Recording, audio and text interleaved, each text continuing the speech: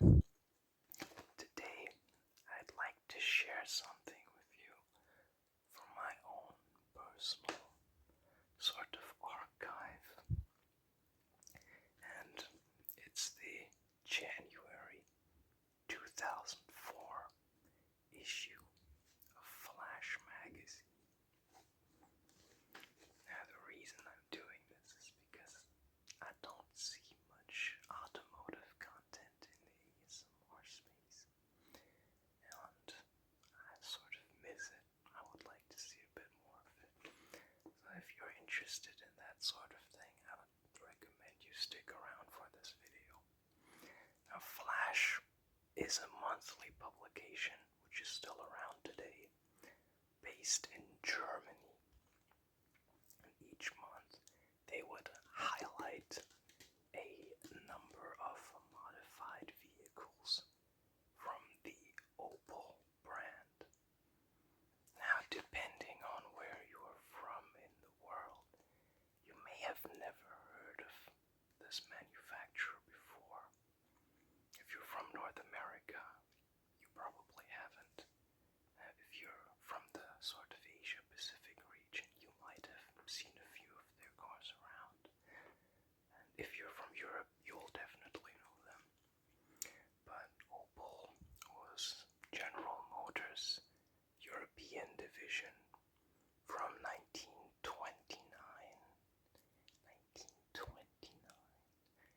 until 2011, when they were forced to sell the make-off to PSA due to their 2008 bankruptcy.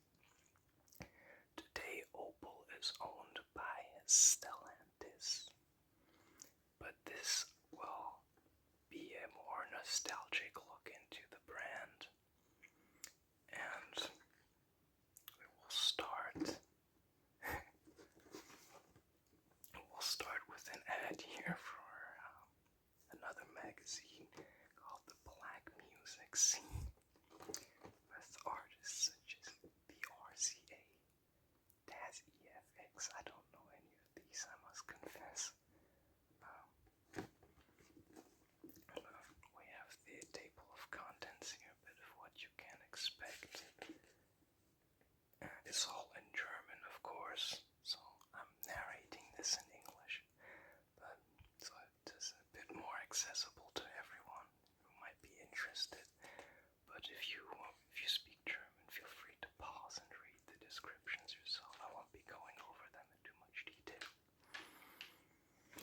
We'll start right here with the cover car, which is a Corsa C with a Renault Clio V6 body kit on it. The Clio V6 was a revolutionary hot hatchback on the scene back in the day, and had a mid-mounted V6 and was rear-wheel drive. This, I don't think, is that. This is more conventional underneath all of this, I think. But you can definitely tell we are in the Fast and Furious era, for sure. It's not my personal taste, but yeah, it is what it is. You will also notice this car has Belgian plates on it, which makes sense because Belgium, the Netherlands, pretty much every other European country has much less strict regulations for any sort of modifications you do to your car. So these these motorcycle exhausts, for instance, I'm pretty sure that's what they are. This would never fly in Germany, but Belgium doesn't care as much about that. So we have the art of tuning is the headline for this, and the creator of this, Mr. Davy de Klerk, definitely Belgian there, says tuning is Kunst, which translates to tuning is art. You can make up your own mind on that statement there. But he's definitely put a lot of effort into this. You can see the interior is also done. The dash is just as red as the outside, which is quite a severe look in my opinion, especially with the beige contrast there. Definitely not for everyone. We have a side view. This was really characteristic for the Clio V6, the side vent intake, which was functional, of course, on the original Renault. But as we can see here, this is still front-engined. This is the 1.8-liter 16-valve OPC motor. And OPC was the performance line of late GM-era Opel. It replaced the GSI nameplate, which stood for Grand Sport Injection. OPC stands for Opel Performance Center. This one has 154 horsepower, which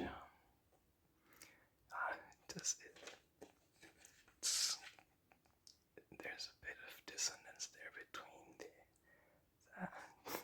the shrill optics and the power output, in my opinion. You can see again the paint matched interiors were a huge thing in the 2000s, as well as these small TV screens everywhere. Probably remember that from shows like Pimp My Ride, you know. And yeah, here we have a view of the back. This is super wide. This is the normal Corsa would stop like around here. I believe this is all fiberglass as well. I doubt they did this all in metal. The rear wiper is an interesting detail. Most people would have gotten rid of it completely. This person decided to highlight it instead. You can see again on the inside that beige and red contrast. Very daring. Then, of course, this was mandatory. You had to have the huge speaker setup in the trunk. We have another picture of it which lists all of the details.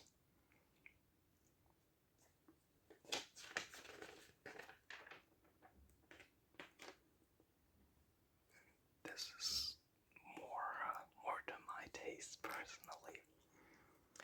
This is a Vectra, specifically a Vectra A, which was the first series for this nameplate.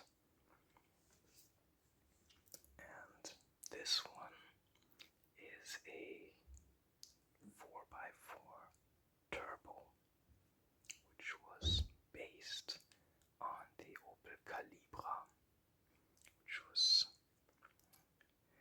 sort of envisioned from the start as a front-wheel drive platform, but later on, as the Calibra entered the DTM racing circuit, it was revamped with a four-wheel or an all-wheel drive system, I should say, which then also found its way into the Vectra, as it shares the same platform with the Calibra. This one was available as a naturally aspirated 2-liter 16-valve, but this one is turbocharged, so you could get this with the naturally aspirated C20XE engine, or the turbocharged version of that, which was the C20LET, which is what this has. Now, the power output on these was not stellar. This engine doesn't really take well to forced induction. It was really designed to be naturally aspirated, was really excellent. They found a lot of use in Formula 3, and the contemporary generation of Golf GTI definitely had a hard time keeping up with this motor. But yeah, they were very over square, and yeah, they were just really not designed for boost. With this Vectra, I'm a really big fan personally of this body style. It's very subtle. People say it's boring. I think that subtlety, that understatement, is what makes it interesting, especially with this drivetrain. So this is a turbocharged inline-4 all-wheel drive sedan. This is about as close as Germany came to making a Lancer Evolution, though not quite as quick or as iconic. These wheels, I think, are very cool too. These are S2 edition, S2 Evolution. I'm not sure what the difference there is, but these are sort of a directional version of the S1 edition wheels, which have symmetrical spokes. These, I think, are really cool too. I prefer the S1 a bit over the S2, but these definitely complement this car. Here's another shot of it from the front. Again, most of these back in the day had custom paint. This one definitely has as well. You can see a bit of a sparkle there, especially there in the mirror. That was a big thing, the flip-flop effect. It's more subtle on this than you will see on a lot of other cars of this era, but very tasteful. And you can see in Germany that the style tended to be a lot more subtle and understated compared to something like the Max Power thing in England, or what was going on in America at the time when Fast and Furious was on the scene. That was also due to regulations prohibiting a lot of the more extreme stuff. The interior on this is also done with these quite nice bucket seats. This is something you will see on pretty much every Opel from this era. It's where the hood is extended a bit into the headlights to give it this fierce expression. It was called böser Blick, which literally means fierce expression. And I'm not a fan of it. This one is not as extreme as you would see on others. Gives it a little bit of S14 Kogi front-end flair, if you will. But I never really liked it personally. Here's another few pictures of the interior. The white leather is pretty nice, very bougie. There's some part of the stereo system under glass there. I'm really no expert on car audio. I think this might be an amplifier or something, but don't shoot me if I'm wrong. This steering wheel was very popular back in the day. It's called Raid Silberpfeil, and it was popular because it was one of the only aftermarket steering wheels that kept the airbag. So I have advertisement here for some hi-fi components. I have no idea what they are again. But we also have three CDs advertised here, and I guess this is what they would have been listening to with their very elaborate trunk hi-fi setups. Moving on now, we have a Cadet E. This was a very popular platform to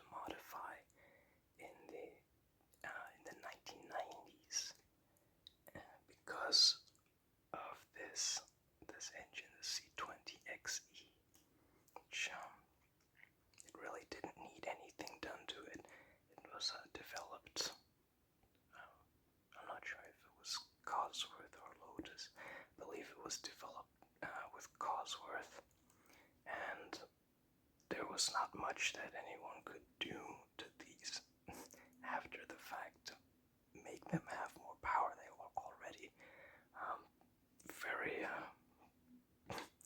very potent from the factory. And it was a dual overhead cam version of the 2-liter single cam that most Opel models would have had before then. It's known as the GSI engine. The C20XE is really a big part of the Opel story. Many people would say it's the best engine they've ever built. So this cadet obviously has a lot of things done to it. The interior, this is a Vectra B center console. The original one was more 80s, more squared off, and some of them also had a digital dash LCD screen, which today is very sought after for that real retro cyberpunk look they have. This one is sort of quintessential German tuning scene from the 90s and 2000s. This is definitely something that I would have seen driving around the Ruhr area as a kid, around Bochum. The color is quite nice too, that Aral blue with the clear tail lights. We have another shot of the front. This is what I mean with the böser Blick. I think this is quite extreme. I think this just looks silly. Let's see. I'm gonna have to skip a page because it was a different time, and a lot of these magazines did include a bit of nudity in them, which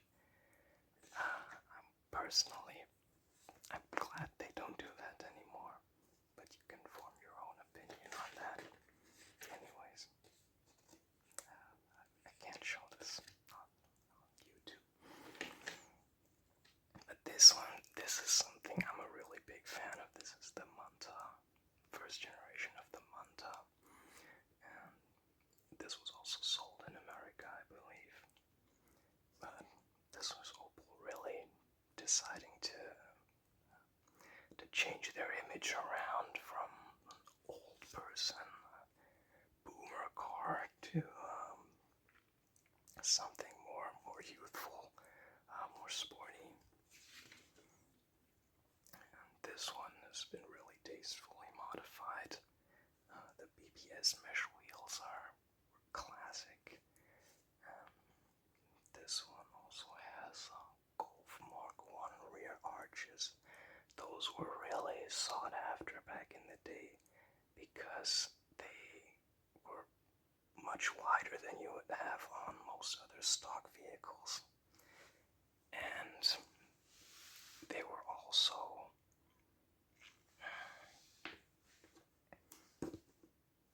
what was I gonna say?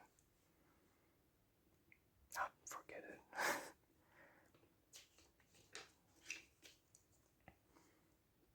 This the back of it I think looks really good with these Pokeball headlights that mirror the quad headlights on the front. I think that's a really cool look. This one has a 2.2 liter Kamin head motor and about 150 horsepower. The Kamin head was the predecessor to the overhead cam Opel series. These were developed originally in the 1960s, and they stayed around until the 1990s actually. They had a very long life, production life.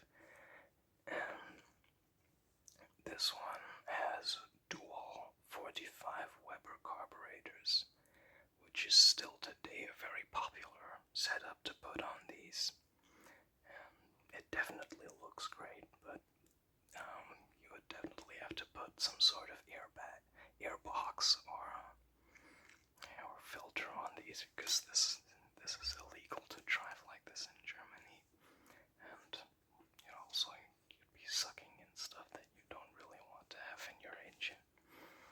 But it definitely looks cool like this, and it sounds great. The interior on this one is stock. This dash panel, this cluster here, has a fake wood grain bezel on it. This is something I think came with the Berlinetta trim. And this front spoiler was an Irmscha accessory. Irmscha was a big tuner for Opel. They also had a few runs of outsourced production where Opel would send them an unfinished car and have Irmscha build it and sell it themselves through the dealerships. Here's another picture of it, and I think this just looks really great. This classic coupe shape. These also had this sort of shark nose design, where the hood forms a point in the front and also droops down towards the front valence. You might know this design cue from the shark nose E24 BMW. The hood on this also, the latches are over here, and the hinges in the front, so it opens up that way. Here's a picture of the owner, Mr. Al. He's an American, and he definitely fits with this car. We have an ad for some books that you could order from the Flash store. We have a tutorial here on how to bondo correctly. I think more people did it incorrectly than did it like this. Next car we have here is a Corsa A. The Corsa was the first two generations, at least, were a real staple in Europe, in the tuning scene, especially in Germany and in England.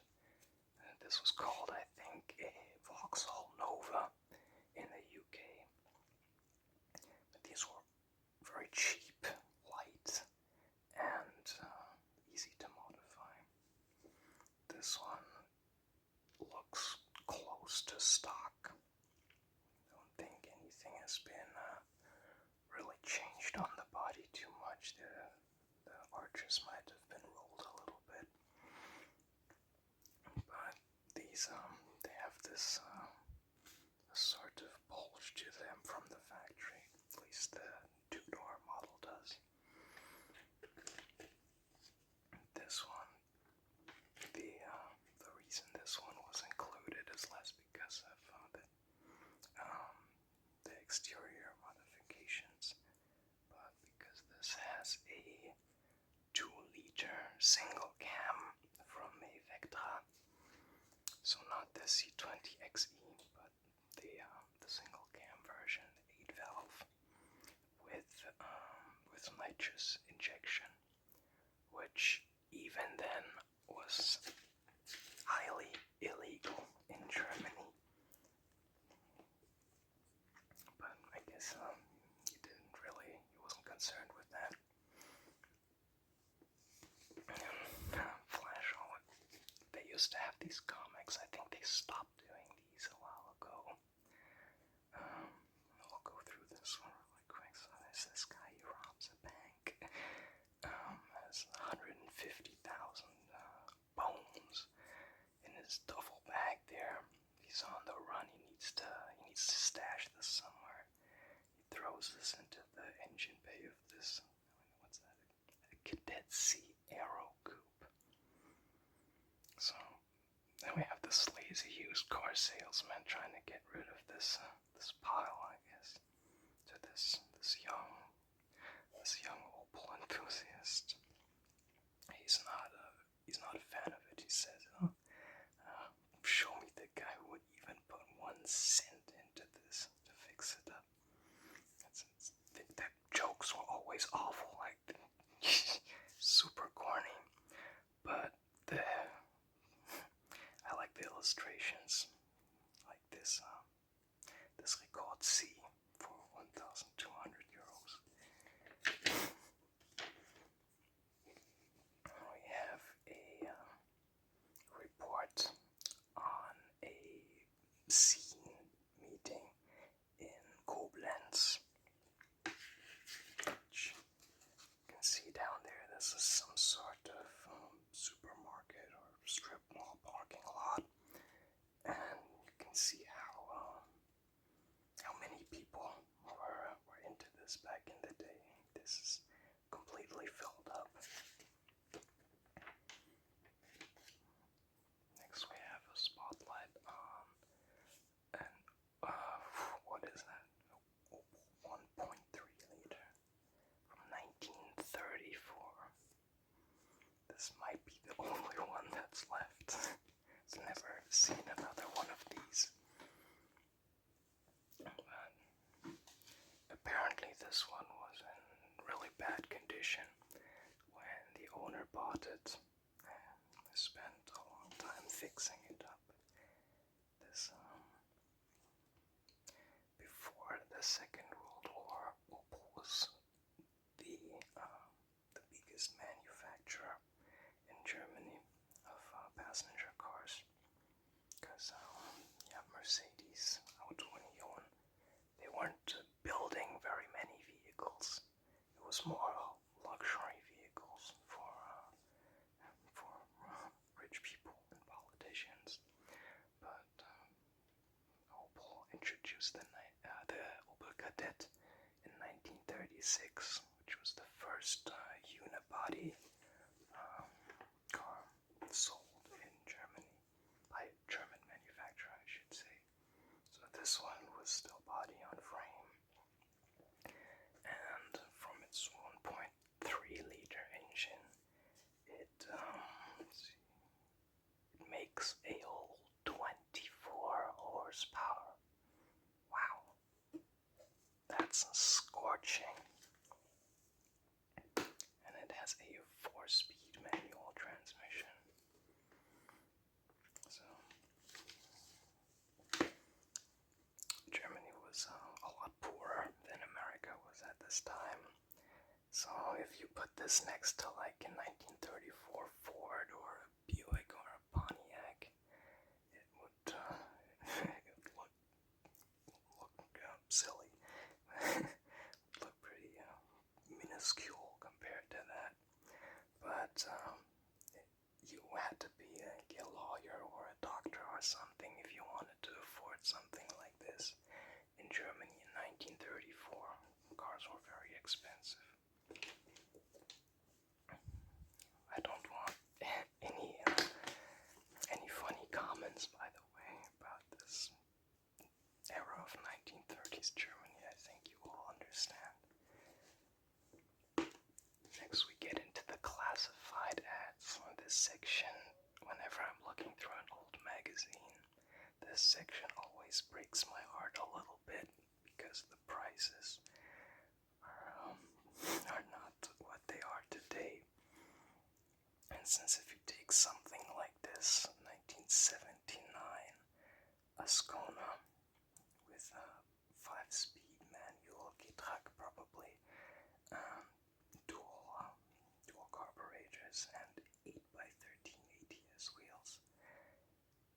They want, use another one, similar one, 2.4. They want 3,800 euros for this. I'd be really glad if you can get them for this price today, but those days are long gone.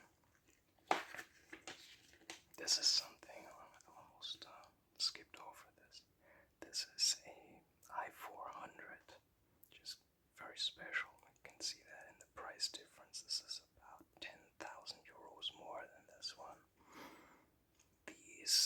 special production run built by Irmscha, and they had a 2.4-liter version of the Kamin head engine with a Cosworth 16-valve cylinder head, which 400 Asconas were produced with this engine, and 400 Mantas were produced with this engine.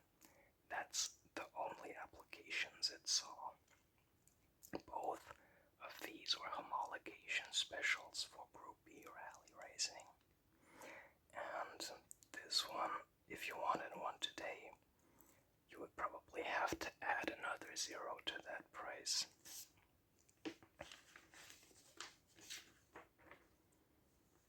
Next we have the Astra, which we see a lot of Astra G generation here, but also some F generation, like this. This Astra F Caravan. Caravan was Opel's name for the wagon version of their sedans for a long time. I don't think it is today. But this has a C20 LET as well. This, my mom's first car was an Astra F Caravan, and it was a lemon. It was a lemon. It never ran right. It had the 1.6-liter single cam, which from factory was 75 horsepower, I believe. Hers was more like 35. It eventually died from rust and mechanical problems. The rear axle of it actually broke in half on the dealership's lot where it was traded in. So rest in peace to that. Next we have the Calibra. This is one of my personal favorite models that Opel has ever made. It was very misunderstood for a long time. It replaced the Manta in the Opel palette, which had been built for almost 14 years running at that point. And that was a light, stripped down rear-wheel drive sports car, whereas the Calibra switched to front-wheel drive only for its first few years of production, and used the Vectra platform, and was really not meant to be a sports car. The idea with it was more that it would be almost Grand Tourer that could sit on the Autobahn doing 150 to 200 kilometers an hour, somewhere in that range. So sort of 90 to 120 miles an hour, and do that all day reliably, comfortably, and not drink a lot of fuel doing it. So that shift wasn't taken so well by many people in the scene. So a lot of people tried to make them at least look like a sports car, which ruined many, if not all, of the ones that they made. But this one is nice. This is more like what you would see today, where you have the stock body without any bodacious body kit on it, and just some BBS mesh wheels.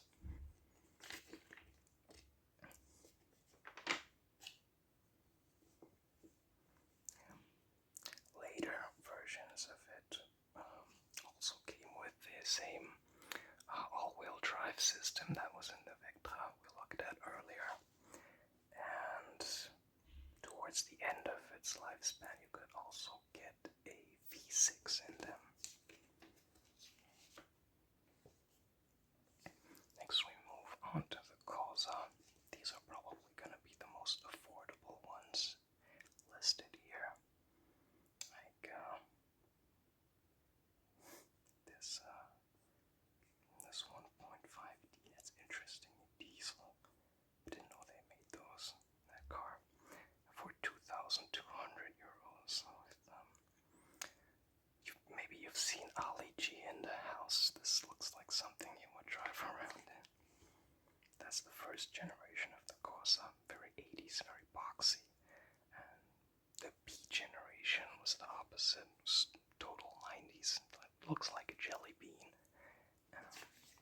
They are still popular today. This is like everyone's first car in Germany. And next we have the Cadet. Oh, there's a GT there. The Cadet C Coupe was is really iconic here. It's sort of a boomer car now, but this one's later on. The Calibra was also offered with the same 2-liter turbo all-wheel drive setup that we looked at earlier with that Vectra, which gave it a bit of actual sports car performance in addition to its sleek looks. Even later, there was also a V6 version that used the new transverse V6 used in the Vectra as well. There's one here actually. Here is a 2.5 V6 Calibra Keke Rosberg edition. Keke Rosberg was one of the drivers in DTM who raced for Opel using the DTM Calibra. So they had a few special editions. There was also a Manuel Reuter edition who was the most successful DTM driver Opel had back in those days. But after that, we move on to the Corsa.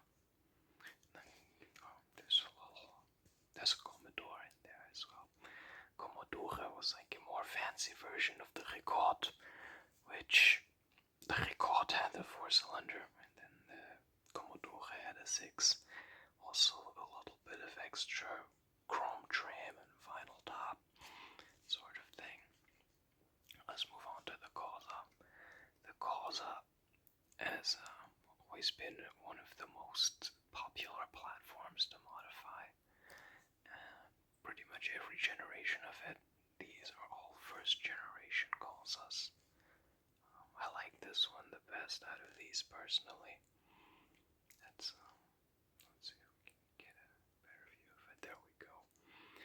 This is a Corsa A, so the first generation, and it's in 1992, which was the final year for that generation.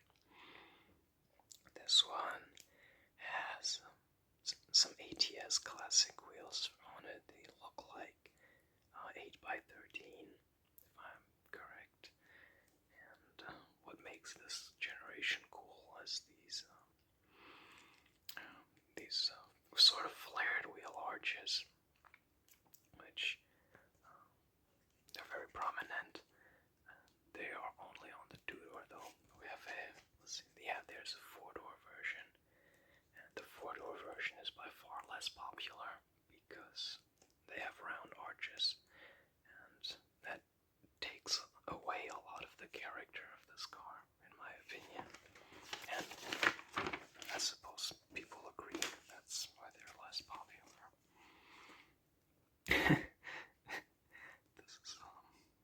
This looks like something that, I don't know if you've seen the movie Ali G in the House. Looks like something he would drive.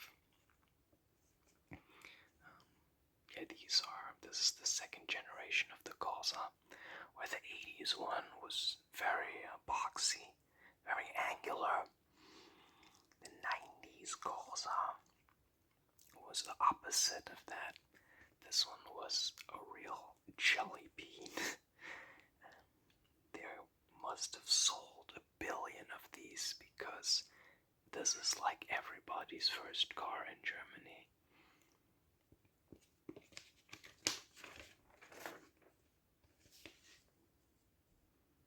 Then we move on to the Cadet section. There's a few Cadet E's here. This one looks interesting. I'll talk a little bit about this one. This is a Cadet C Aero Coupe. Opel never made a convertible version of this generation of Kadett. So there was a third, like an aftermarket company that made these because of government regulations. During the 1970s, they were not allowed to sell it as a full convertible. They had to have this bar in the middle, this Targa bar, which you also saw on the Golf convertible of that time, and also on the contemporary Porsche 911.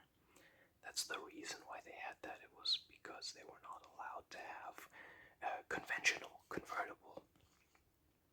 So this has a sort of split canvas roof design where there's a canvas rear portion where the rear glass would be, and also one between the Targa bar and the windshield.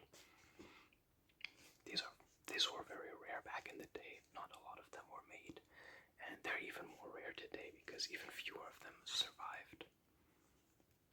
This is something the Kadett C Coupe is still very iconic because the Kadett C was the last rear-wheel drive compact platform that Opel built, which is why they are sought after today, especially the coupe version like this. People still restore them. This one, like, if someone restored one today, this is how most of them look when you see a new one that's on the scene. Pretty much stock on the body, but like a little bit different wheels, this kind of sort of thing. They also made this version, the Kadett C City, which they took the regular sedan version and just cut the back off it to make a hatchback to compete more directly with the Golf 1, which was new at that time. Then many were also modified more or less tastefully, mostly less tastefully, with like these sort of fiberglass bumpers, gaudy stuff like that.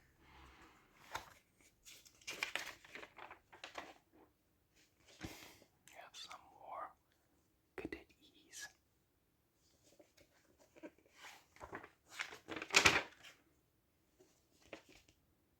Yeah, these were popular. Look how many of them there are for sale. The prices on these they range from like something like this, which is a top trim GSI with a full roll cage, different wheels and suspension. Also some engine work done to it for 7,500 euros. Then you have more stock ones like this 1.6, most likely single cam, for 800 euros. Or this sedan 1.4 for 600 euros. To be honest, you could probably find those today for similar prices.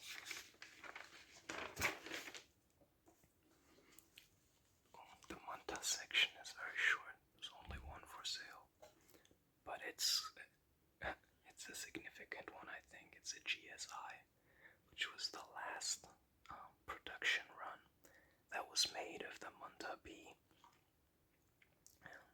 These were not sold directly as Opels. All of the GSIs went through the Irmscha factory and were fitted with stuff that Opel didn't make, like these front and rear bumpers and the three-piece tail wing that they have. This one is listed for 5,500 euros, and you would not get one for that price today. You would have to spend between 20 and 30,000 euros for a nice one. Let's look at these. If you've heard of Opel, you've probably heard of this car. Lotus Omega, which by the time it was released was the world's fastest production sedan. This one is listed for 19,000 euros. So, whoever bought that back in the day got a really good deal. Because today, the last few years, I haven't seen one sell for under 6 figures.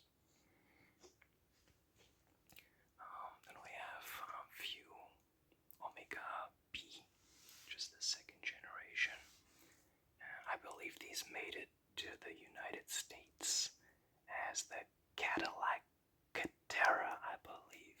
I could be wrong on that. I'm sure you will correct me.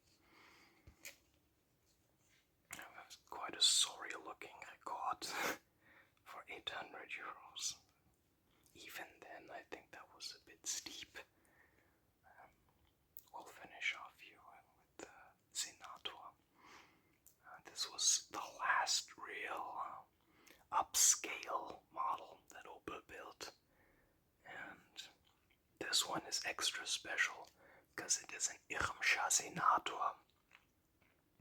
What makes it different from a regular Senator, like maybe this one, was I think the base engine on these was the 3-liter 8-valve CIH 6-cylinder, and then optional from Opel was the 24-valve, which also had a cross-flow cylinder head instead of reverse flow.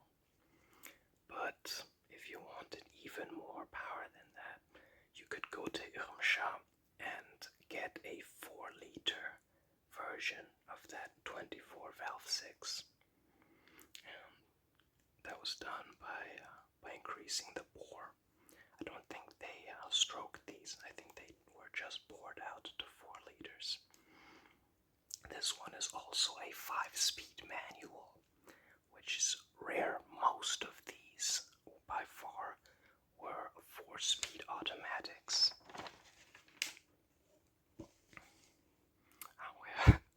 We have the Tigra here. I like the Tigra personally. People say that it looks goofy. This one definitely does. I don't know what the plan was for this one, but just like the more stock looking ones like this one, I like those. They're fun. It's just something different. You don't see stuff like this a lot. It would never be built today, obviously, but like this rear glass hatch on these, I think these are really cool. Opel's chief designer during this time was also Japanese, and I think you can see like a bit of influence there, and a few parallels to things like the Toyota Serra, perhaps.